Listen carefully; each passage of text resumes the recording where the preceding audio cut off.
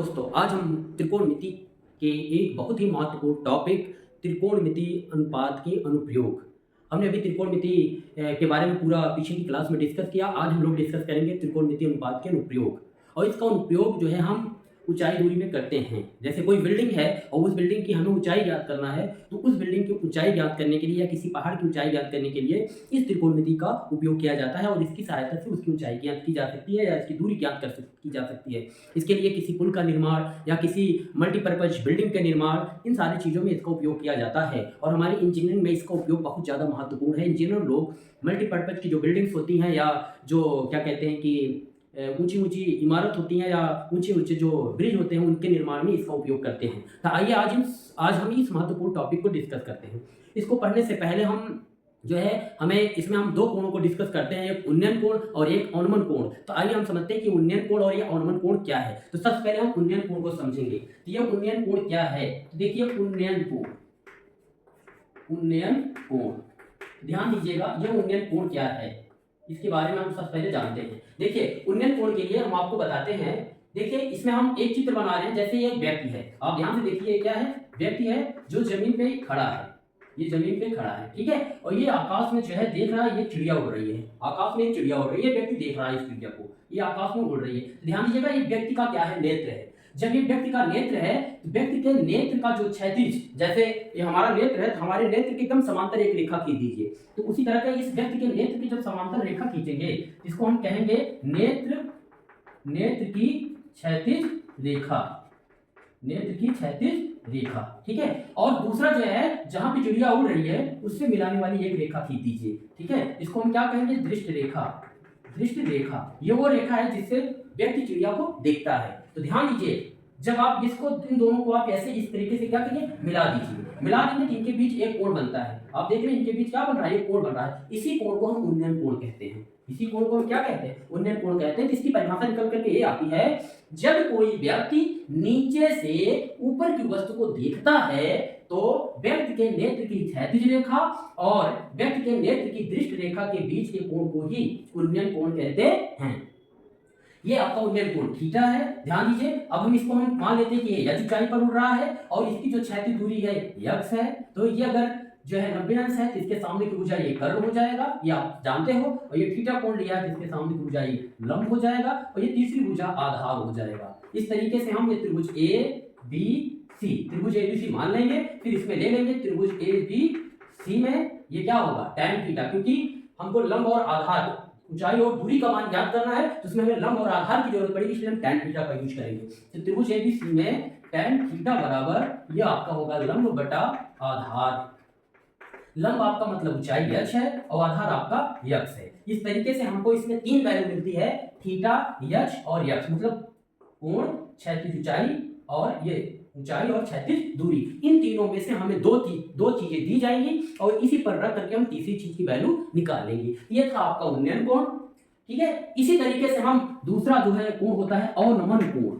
अवनमन कोण इसको समझते हैं, ये क्या है, अवनमन कोण। दूसरा जो कोण होता है वो अवनमन कोण होता है। तो अवनमन कोण के लिए हम एक बिल्डिंग बनाते हैं। ये आप समझिए ये क्या है, ये एक बिल्डिंग है, ये इसका छत है। इस छत पर जो है एक हम समझते हैं कि एक आदमी खड़ा हुआ है।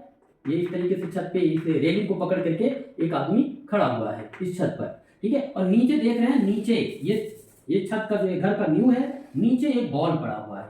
ये नीचे जमीन पर एक बॉल पड़ा हुआ है। ये व्यक्ति छत से जो है नीचे पड़ी बॉल को देख रहा है। तो ध्यान दीजिएगा जब नीचे पड़ी बॉल को देखता है तो ये इसका नेत्र है। तो नेत्र के समांतर हम एक रेखा खींचते हैं जिसको हम क्या कहते हैं, नेत्र की क्षैतिज रेखा कहते हैं। क्या कहते हैं इसको, नेत्र की क्षैतिज रेखा। ये नेत्र की क्षैतिज रेखा है, ठीक है।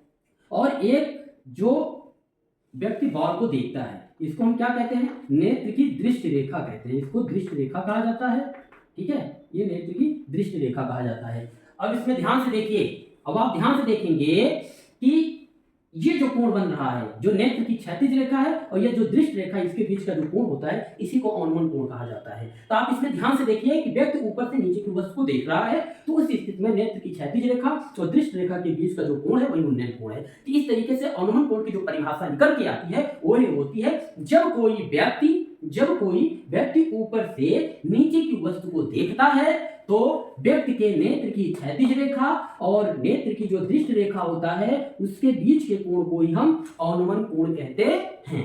ये आपका अवनमन कोण है, ध्यान रहे ये आपका अवनमन कोण है। हम मान लेते हैं कि व्यक्ति की जो ऊंचाई है ये कितनी है, व्यक्ति की ऊंचाई यहाँ से यहाँ तक की है यक्ष है, हमने इसकी ऊंचाई को यक्ष मान लिया है। और इस छत से जो है बॉल की जो दूरी है इसको मैंने क्या मान लिया, यक्ष मान लिया। और ये आपका 90 अंश है, 90 अंश के सामने की भुजा को हम कर्ण कहेंगे।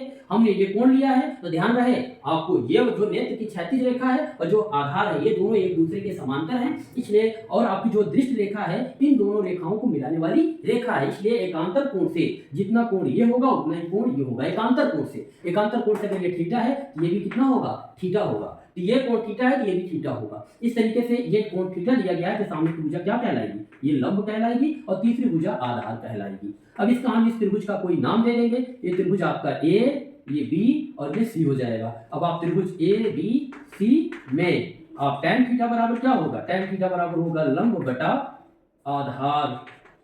लंब का काम कौन कर रहा है, ऊंचाई यक्ष, और आधार का काम क्षैतिज दूरी यक्ष। इस तरीके से आपके पास 1 2 3 चीजें होती हैं जिनमें 2 चीजें आपको दी जाएंगी और इसी पर रख करके हम तीसरी चीज की वैल्यू निकाल लेंगे। तो ये था जो है त्रिकोणमिति अनुपात, त्रिकोणमिति में जो अनुप्रयोग होता है ऊंचाई दूरी, उसमें जो महत्वपूर्ण चीजें हैं उन्नयन कोण और अवनमन कोण, इनकी परिभाषा और उनका कॉन्सेप्ट, बस इतना ही कॉन्सेप्ट है, इससे ज्यादा इसमें कुछ नहीं है, ना कोई फार्मूला है ना कोई नियम है, कुछ भी नहीं है। और इसमें मुख्य रूप से tan थीटा बराबर लंब बटा आधार ही, केवल एक ही त्रिकोणमिति का उपयोग सबसे ज्यादा जो है यूज किया जाता है। इसके अलावा अन्य त्रिकोणमिति अनुपात का बहुत रेयर केस में उपयोग किया जाता है। तो केवल इतना ही कॉन्सेप्ट है, ये अवनमन उन्नयन कोण का कॉन्सेप्ट है। जब व्यक्ति नीचे से ऊपर की वस्तु को देखता है तो नेत्र की दृष्टि रेखा और क्षैतिज रेखा के बीच का जो कोण होता है उसी को हम उन्नयन कोण कहते हैं। उसी तरीके से जब व्यक्ति ऊपर से नीचे की वस्तु को देखता है तो व्यक्ति के नेत्र की क्षैतिज रेखा और दृष्टि रेखा के बीच के जो कोण होता है उसको अवनमन कोण कहते हैं। इसमें अब आपको प्रश्न दिया जाएगा, उस प्रश्न में केवल उन्नयन कोण के भी प्रश्न हो सकते हैं, केवल अवनमन कोण के भी प्रश्न हो सकते हैं और उन्नयन और अवनमन दोनों के मिलाकर के भी प्रश्न हो सकते हैं। केवल हमको क्या करना है, केवल प्रश्न को पढ़ना है और प्रश्न में जितनी बातें जिस तरीके से लिखी गई हैं उसी तरीके से हमको क्या करना है, चित्र बनाना है। और जैसे ही चित्र बनेगा उसमें आपको एक त्रिभुज बन सकता है, एक से अधिक त्रिभुज बन सकता है, मैक्सिमम 2 त्रिभुज बनेंगे आपको, और 2 त्रिभुज लेकर के हम यक्ष और यक्ष का मान आसानी से निकाल लेंगे, जहां यक्ष आपका जो है क्षैतिज दूरी होगी और यक्ष ऊंचाई होगी। तो आपको चित्र केवल सवाल को पढ़ करके चित्र बनाना सीखना है, बस, इसमें और कोई कॉन्सेप्ट नहीं है। तो हम अब आपको जो है इससे रिलेटेड सवाल बताएंगे। आप देख रहे हैं कि ब्लैक बोर्ड में आपको जो है एक प्रश्न दिखाई दे रहा है। इस प्रश्न को आपको ध्यान से पढ़ना है और प्रश्न के अकॉर्डिंग आपको चित्र बनाना है, और चित्र बना करके हम अभी पीछे जो अवनमन कोण और उन्नयन कोण के बारे में पढ़ा उसी का कॉन्सेप्ट लगा करके हम आसानी से ज्ञात कर सकते हैं। सबसे पहले हम बहुत ध्यान से प्रश्न को पढ़ेंगे। प्रश्न को आप ध्यान से देखिए, किसी मीनार के पाद से 40 मीटर दूर, ध्यान रखिए, किसी मीनार के पाद से, पाद का मतलब मीनार की नींव हुई, तो हमको सबसे पहले एक मीनार बना लेना है। ठीक है, सबसे पहले हमको ये क्या करना है, मीनार बना लेना है। भाई साहब ये क्या हो गया, मीनार हो गया। ये क्या है आपका, मीनार है। हमने सबसे पहले क्या बना लिया, एक मीनार बना लिया। और मीनार का पाद ये है, पाद का मतलब नींव होता है, और ये शीर्ष ये है। मीनार का पाद ये है, ये पाद है और ये मीनार का शीर्ष है। ठीक है, तो मीनार के पाद से, ध्यान रखिएगा, किसी मीनार के पाद से 40 मीटर दूर, अब ध्यान दीजिए, मीनार के पाद से 40 मीटर दूर हम एक बिंदु मान लेते हैं। ठीक है, मीनार से 40 मीटर दूर, ये देख रहे हैं आप, ये मीनार के पास से 40 मीटर दूर हमने एक बिंदु ले लिया। तो किसी मीनार के पास से 40 मीटर दूर क्षैतिज तल पर स्थित किसी बिंदु से, वो बिंदु ये है। ठीक है, इस बिंदु को ले लिया मैंने। मीनार के शिखर से, ये मीनार का शिखर है, ध्यान दीजिए, मीनार के शिखर से, मीनार के शिखर से, मीनार का शिखर ये है जिसको हम शीर्ष कहते हैं, ये आपका शिखर है। मीनार का ये शिखर है, शिखर से बिंदु का ये बिंदु है, ध्यान रखिएगा, ये क्या है, बिंदु है, जिस बिंदु की बात की जा रही है, बिंदु का अवनमन कोण, अवनमन कोण का मतलब व्यक्ति जो है ऊपर से नीचे देख रहा है। अवनमन कोण कितना दिया है, अवनमन कोण आपको दिया है 30 अंश, ये आपका अवनमन कोण है। ये कितना दिया है, 30 अंश। ठीक है, ये अवनमन कोण हुआ। ध्यान दीजिएगा, हमने आपको बताया था कि एकांतर कोण से जितना कोण ये होगा उतने कोण ये होगा। अगर ये 30 अंश है, ये भी 30 अंश होगा। ठीक है, तो आपको क्या ज्ञात करना है, तो मीनार की ऊंचाई ज्ञात कीजिए। तो मीनार की ऊंचाई यही है, तो मीनार की ऊंचाई को आपको क्या मान लेना है, यक्ष मान लेना है। ठीक है, अब ये त्रिभुज बन गया, इस त्रिभुज का नामकरण कर दीजिए। ये त्रिभुज ए बी सी है और ये वाला कोण 90 अंश है, ये 30 अंश है, ये एच है और ये 40 मीटर आपको दिया ही है। तो जो जो दिया है उसको आप लिख लीजिए। इसमें ए बी मतलब मीनार की ऊंचाई, मीनार की ऊंचाई हमने क्या मान लिया है, एच मान लिया है। यहाँ पे मान लीजिए, मानो मीनार की ऊंचाई क्या है, एच है और मीनार की क्षैतिज दूरी कितनी है, ठीक है, मीनार के पाद से क्षैतिज दूरी, जिसको मैंने क्या माना है, 40 माना है। ये आपकी क्या है, बीसी, ये आपकी बीसी है और ये आपकी क्या थी, ए बी, ये आपका ए बी है, ठीक है। और आपका ए सी डी, ये कोण कितना दिया है, कोण ए सी डी जो कि कितना है, 30 अंश है। ये आपका उन्नयन कोण है, ये क्या है, उन्नयन कोण है, ये आपका उन्नयन कोण है। अब आप ले लीजिए, इसमें त्रिभुज ए बी सी में ले लीजिए, त्रिभुज ए बी सी में, त्रिभुज ए बी सी में हमको क्या है, हमको आधार पता है, क्योंकि अगर ये थीटा कोण है, ये 30 अंश है, इसके सामने की भुजा क्या हो जाएगी, लंब हो जाएगी और ये आधार हो जाएगा। तो 90 अंश के सामने की भुजा होती है, क्या हो जाएगा, कर्ण हो जाएगा। अब आप ले लीजिए त्रिभुज एबीसी में क्या होगा, tan थीटा बराबर लंब बटा आधार, tan थीटा बराबर लंब बटा आधार। तो tan थीटा की वैल्यू कितनी है, 30, थीटा की वैल्यू कितनी है, 30 और लंब की वैल्यू कितनी है, h, और आधार की वैल्यू कितनी है, 40, आधार की वैल्यू 40 है। यहाँ पे आप 40 रख दीजिए। tan थीटा की वैल्यू कितनी होती है, 1/√3 होता है, h बचा 40। इस 40 का तिरछा गुणा कर दीजिए, h बराबर ये 40/√3 हो जाएगा। हम इसका परिमेयीकरण कर देंगे, √3 के ऊपर नीचे गुणा कर देंगे, तो ये h बराबर हो जाएगा 40, 3 3 9 9 का स्क्वायर रूट 3 होता है, ये 40√3/3, ये आपका जो है ऊंचाई हो गया। इस तरीके से आपने देखा कि हमें जो है आधार मतलब मीनार के पास से जिस बिंदु को देखा जा रहा है उसके बीच की दूरी दी गई थी और उनको अनुमान कोण दिया गया था, तो हमने इसका उपयोग करके मीनार की ऊंचाई h का मान ज्ञात किया। ये रहा पहला क्वेश्चन। इसी तरीके से मैं और आपको क्वेश्चन करवाता हूँ। ये दूसरा क्वेश्चन है, ये क्वेश्चन नंबर दूसरा है जो इसमें दिख रहा है, वही क्वेश्चन नंबर तीसरा है। इसमें दो क्वेश्चन हम आपको एक साथ करवाएंगे, आप ध्यान दीजिएगा। ये पहला क्वेश्चन जो है इसको आप ध्यान से समझिए, पढ़िए। किसी समय एक स्तंभ की छाया, इसमें क्या है, एक स्तंभ है, तो आप एक स्तंभ तुरंत बिना सोचे समझे बना डालिए। ये एक स्तंभ है, मैंने एक स्तंभ बना दिया, ये क्या है, आपका स्तंभ है, ठीक। ये स्तंभ की नींव है और ये स्तंभ का शीर्ष है। तो क्या कह रहा है, एक स्तंभ की छाया की लंबाई, छाया की लंबाई, छाया का मतलब परछाई, इसका मतलब सूर्य, जो सूर्य है, सूर्य यहाँ कहीं है, जब सूर्य की रोशनी इस स्तंभ पर पड़ रही है, इसकी एक छाया बन रही है, मतलब एक परछाई बन रही है। तो इसमें क्या है कि किसी समय स्तंभ की छाया की लंबाई, छाया की जो लंबाई है उसकी ऊंचाई से √3 गुनी है। इसका मतलब छाया की लंबाई, तो छाया की लंबाई तो मुझे पता नहीं, तो हमने मान लिया, माना छाया की लंबाई x है और इसकी ऊंचाई कितनी दिया है, इसकी ऊंचाई हमने h मान लिया है, ठीक है। और यहाँ से जो है जब ये रेखा मिलाएंगे, मतलब ये स्तंभ के शीर्ष से और इस छाया की लंबाई के वृत्त से जब हम ये मिलाएंगे, जो उन्नयन कोण बनता है वो कितना बनता है, थीटा बनता है। तो आपसे एक थीटा की वैल्यू पूछा है, किसी समय स्तंभ की छाया, ये स्तंभ है और ये इसकी छाया है, स्तंभ की ऊंचाई को मैंने x मान लिया और छाया की लंबाई को मैंने x मान लिया, और जो स्तंभ छाया के साथ जो कोण बना रहा है उसको मैंने थीटा मान लिया और इसी थीटा की वैल्यू निकालनी है। लेकिन सवाल में आपको क्या दिया है, सवाल में आपको दिया है, क्वेश्चन में आपको क्या दिया है, क्वेश्चन में दिया है कि स्तंभ की छाया की लंबाई, मतलब छाया की लंबाई ऊंचाई की √3 गुनी है।